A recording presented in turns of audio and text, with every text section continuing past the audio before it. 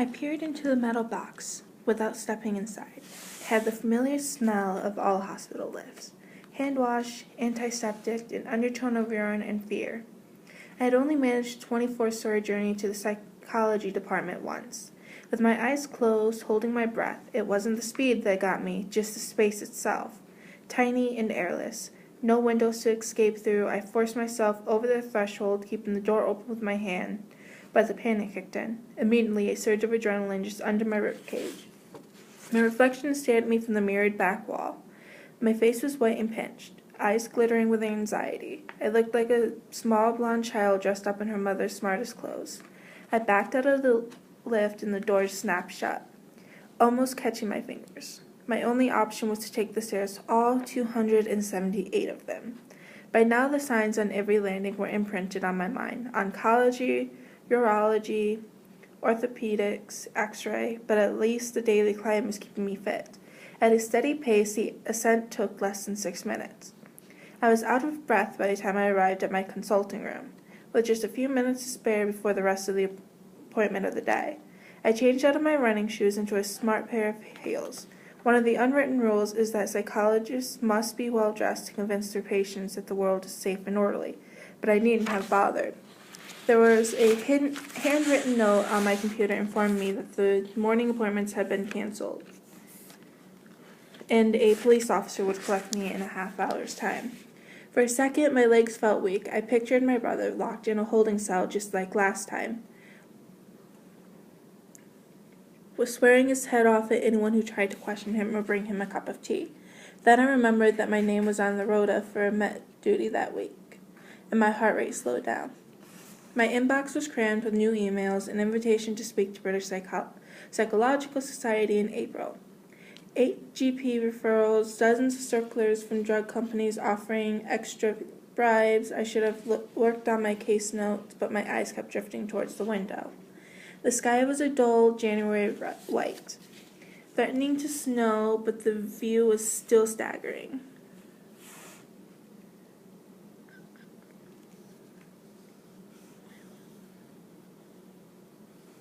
London Bridge Station laid out like a train set, with half a dozen miniature engines arriving or leaving it, and to the east of the Thames, curving past Tower Bridge, Canary Wharf, red lights were blinking on the roof of banks, while the money men cheated at sums. In the opposite direction, girls from the suburbs were still the most glamorous view in the world. Switchboard called just after 10 to say that a visitor was waiting for me in reception. When I reached the ground floor, an enormous man was standing by the entrance. He was wearing a pale gray suit. From a distance, he looked almost completely round. "Dr. Quinton?" He walked towards me with a surprising grace, for a man carrying at least 20 stone. "DCI Don Burns, from Southwark Police. Thanks for giving me your time." His accent was an old hybrid of raw South London and Enfield Edinburgh. Behind his thick black-rimmed glasses, his eyes were small and inquisitive. In the pale moon of his face, I offered a polite smile in reply, but felt like reminding him that I had no choice. The department was obligated to carry out assessments for the Met whenever a request came in. Any other work, no matter how important, was put on hold. When we reached the car park, DCI Burns took several minutes to squeeze behind the steering wheel of his drab blue Mondeo. The car smelled of stale coffee, cooking fat, and smoke. He must have stopped at McDonald's on his way to work, following his breakfast with a quick fad. "I could have walked to the station," I commented. "Saved you a trip." "We're not going there. I'll fill you in on the way." He drove south, swearing under his breath to the traffic on Borough High Street.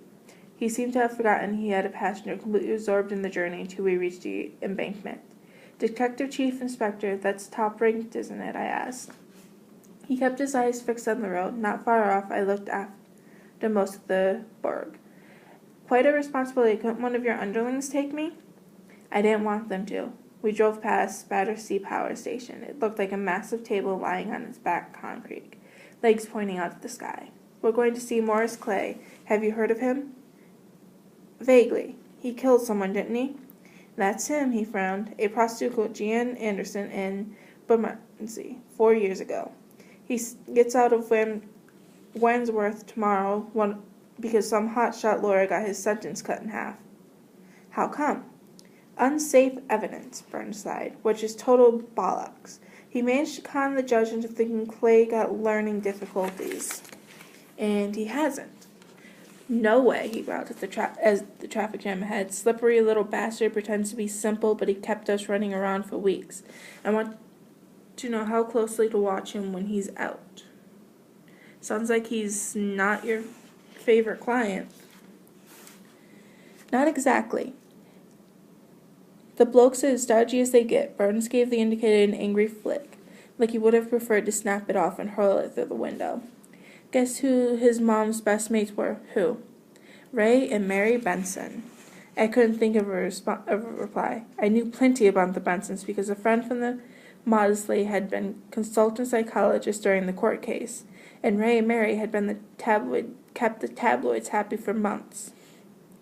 Pictures of the girls they killed appeared on every front cover as if they were movie stars.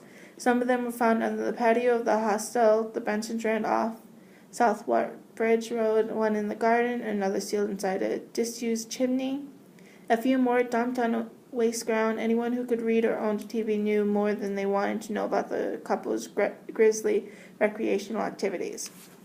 Wandsworth Common appeared in the car window. Women were pushing prams along the front paths, joggers running slow laps around the perimeter like there was all the time in the world. Ever visited Wandsworth before? Burns asked. I haven't had the pleasure. Paradise, he muttered.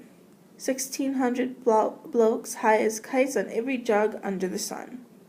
The prison looked like a cross between a Gothic castle and a Victorian workhouse with filthy windows and a gate big enough to drive a juggernaut through. It was so vast it blotted out most of the sky.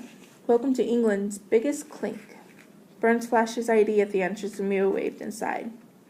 The interview room was miles along a corridor that must have been white once upon a time.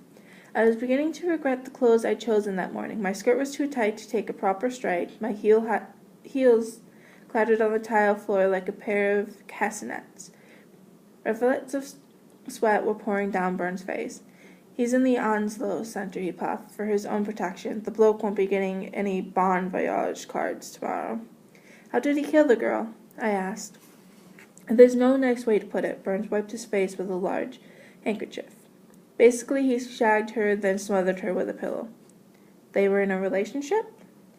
Christ, no, he looked appalled. He says they were, but you'll see why not when you clap eyes on him. I can hardly wait. Burns pushed his glasses up the bridge of his nose with a stubby index finger. She looked a bit like you, actually. His gaze rested on me. Petite, green eyes, shoulder-length blonde hair. You mean I'm his type? I'm afraid so, yeah. Footsteps grew louder in the corridor. I've always hated prisons. Everything about them makes me want to run for the door, especially the way sounds carry. You can hear keys twisting in the locks half a mile away.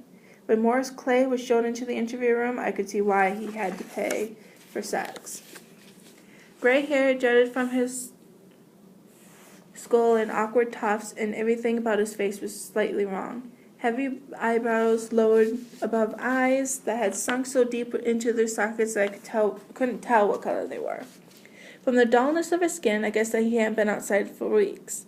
When we shook hands, he held my fingers for a few seconds too long. His touch was clammy and made me desperate to run outside from somewhere to scrub my hands.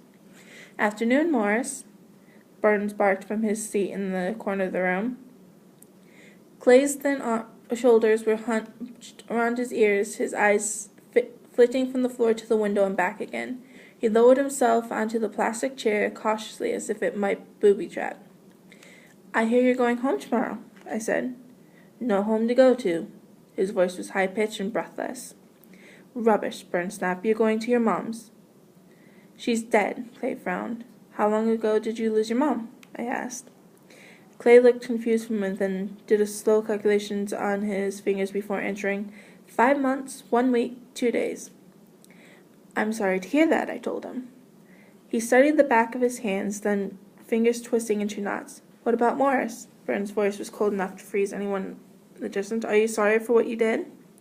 The question had an immediate impact. Clay's head slumped up over his knees as if someone had cut the string that held him upright. "It wasn't me," he whispered. "I never touched her." "Shut up," Burns hissed in disgust. "I'm sick of your rubbish." I kept my peace. It was easier to learn about Clay from watching his reactions and asking questions. His whole body was trembling, face still turned to the ground. A tear splashed onto the dirty lino. "Don't give us any more play acting, Morris," Burns growled. I had a belly full the first time."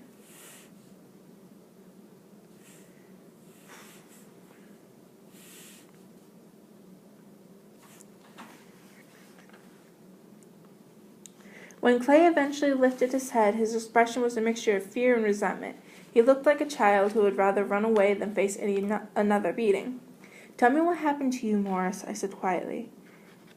"Jeannie was my friend. I gave her money sometimes. I wanted her to have nice things." Clay's falsetto relaxed to a lower pitch as he remembered her. "How long did you know Jeannie for?"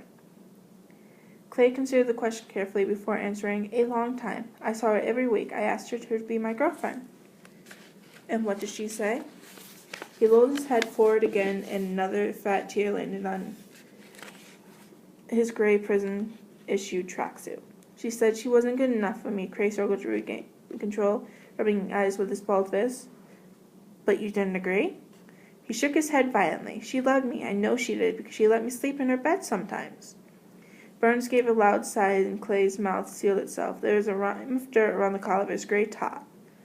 I wonder how often he risked using the communal showers. No wonder he was being kept in the secure ring. There might be as well have been a neon sign over his head, spelling out the word "victim." When we got up to leave, his eyes lingered on my face. "Alice Quinton," he repeated my name slowly, as if he was doing everything in his power to commit it to memory.